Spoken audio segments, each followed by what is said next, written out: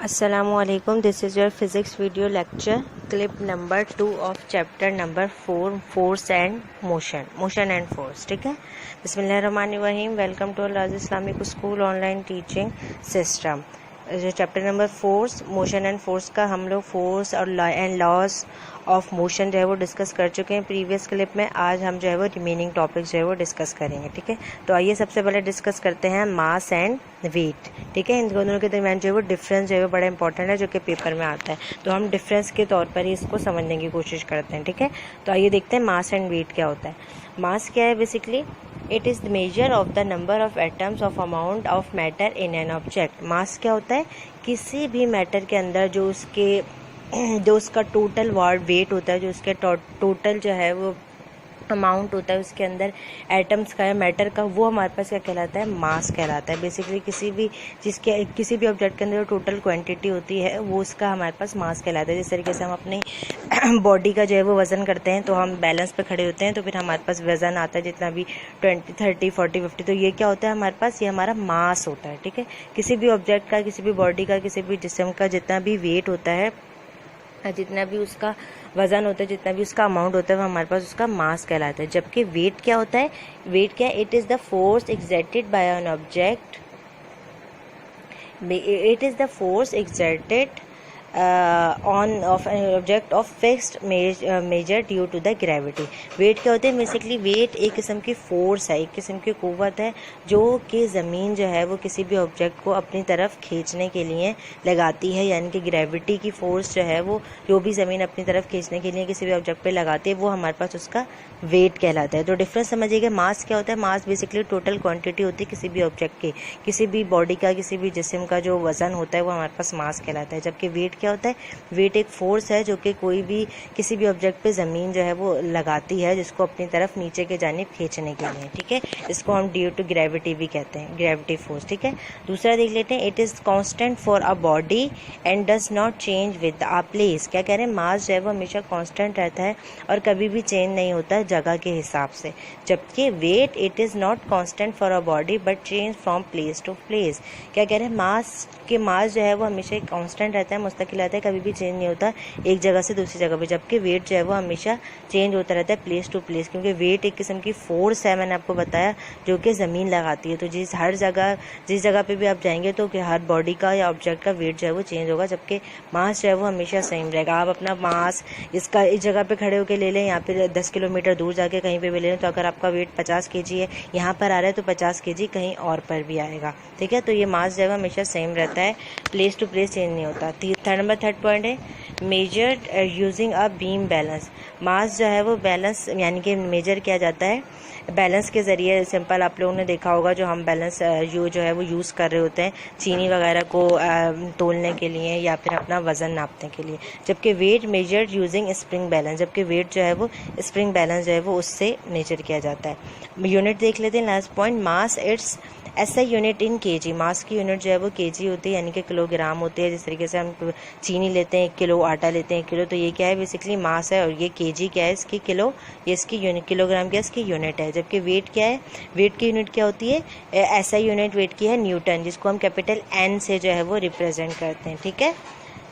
और 1 kg जो है वो हमारे पास बराबर होता है, जिस तरीके से आपको लिखा हुआ नज़र आ रहा होगा हमारे पास. ये क्या नाम लेते हैं? 1 kg जो वेट है हमारे पास, आप लास्ट वाले पॉइंट में देखिएगा 1 kg इस बराबर होती है 1 kg force equal to 9.8 newton के.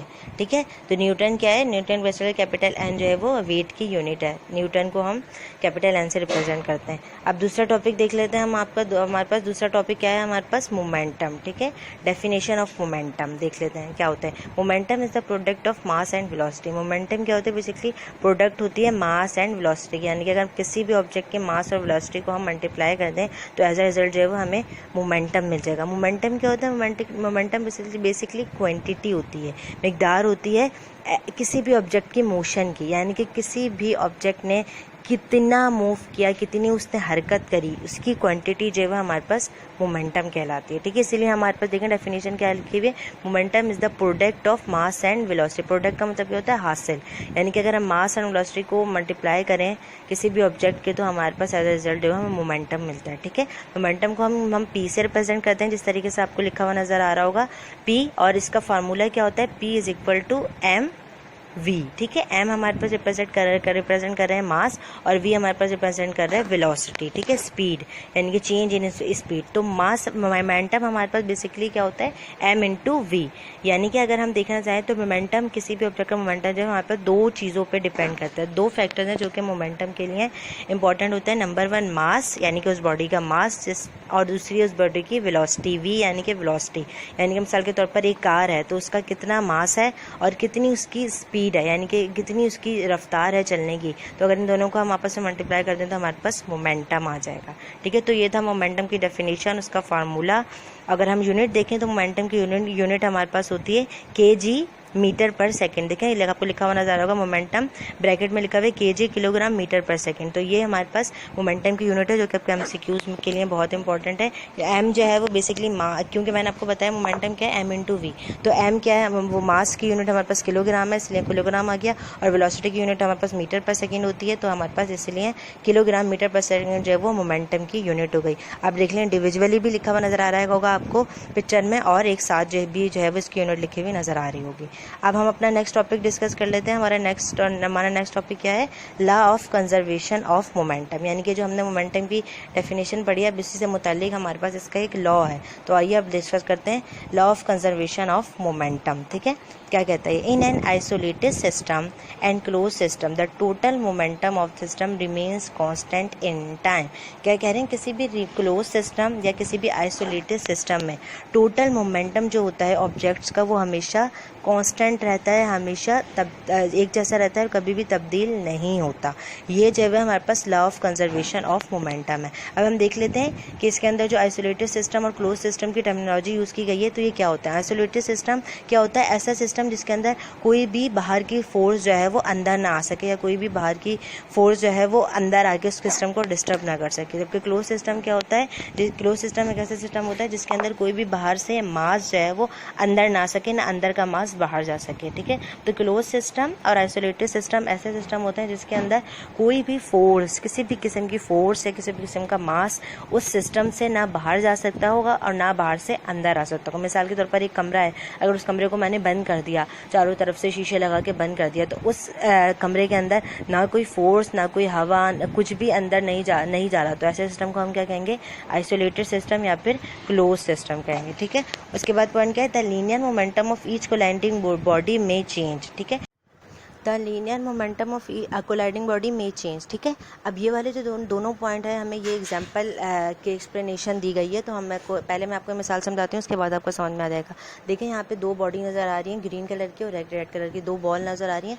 ये आपस में दोनों एक ही डायरेक्शन जैसे जो है वो आपस में आ रही थी। ठीक है, दूसरी डायग्राम में देखें क्या हुआ, ये दोनों आपस में टकरा गई, क्योंकि एक ही मूवमेंट में जो है वो एक ही डायरेक्शन से आ रही थी दोनों एक दूसरे के पास, तो फिर क्या हुआ, इनकी कोलिजन हो गई, कोलाइड कर इन्होंने एक दूसरे से टकरा गई। ठीक है, तो टकराने के बाद देखें थर्ड वाली डायग्राम में क्या हुआ कि इन दोनों की अपोजिट जो मूवमेंट थी वो चेंज हो गई, डायरेक्शन जो है वो चेंज हो गई। टकराने के बाद जो है वो एक दूसरे के अपोजिट डायरेक्शन में जो है वो जाने लग गई, यानी कि एक दूसरे अपोजिट डायरेक्शन में जो है वो मूव होने लग गई। तो एज अ रिजल्ट जो है वो हमारे पास क्या हुआ, अब देखें मोमेंटम में जिस रफ्तार से आ रही थी उसी रफ्तार से जो है वो टकरा के वापस जाने लग गई। ठीक है, तो क्या हुआ, सिर्फ डायरेक्शन चेंज हुई, ना वेलोसिटी चेंज हुई, ना स्पीड चेंज हुई। ठीक है, तो यही हमारे पास law of conservation of momentum जो है वो हमें बता रहा है, यही वाला third point, the linear momentum of each colliding body में चेंज। ठीक है, क्या कहने हैं, मोमेंटम जो है वो चेंज हो सकता है, बट फोर्थ पॉइंट देखें क्या लिखा है, द टोटल मोमेंटम पी।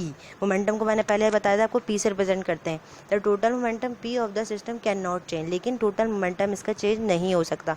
यानी कि पहली डायग्राम में देखें जिस स्पीड से एक दूसरे के पास आके टकरा रही थी, एट द एंड आफ्टर कोलूजन, यानी कि बीच वाले डायग्राम में जब देखें जब कोलिजन हुआ यानी कि आपस में टकराव हुआ तो उसी थर्ड वाली डायग्राम में फिर उसी स्पीड से ये आपस में टकरा के एक दूसरे से अपोजिट डायरेक्शन में वापस चली गई। तो क्या हुआ एज अ रिजल्ट, मोमेंटम जो है वो बिल्कुल भी चेंज जो है वो नहीं हुआ, जिस स्पीड से आ रही थी उसी स्पीड से टकरा के वापस चली गई बट इन अपोजिट डायरेक्शन। तो law of conservation of momentum हमें यही बता रहा था। अगर हम ऊपर वाली स्टेटमेंट को दोबारा पढ़ें कि इन एन ऑसिलेटेड सिस्टम और close system the total momentum of the system remains constant in time. तो टोटल मोमेंटम हमारे पास क्या रहा, सेम रहा, जिस स्पीड से आ रही थी उसी स्पीड से टकरा के वापस चली गई।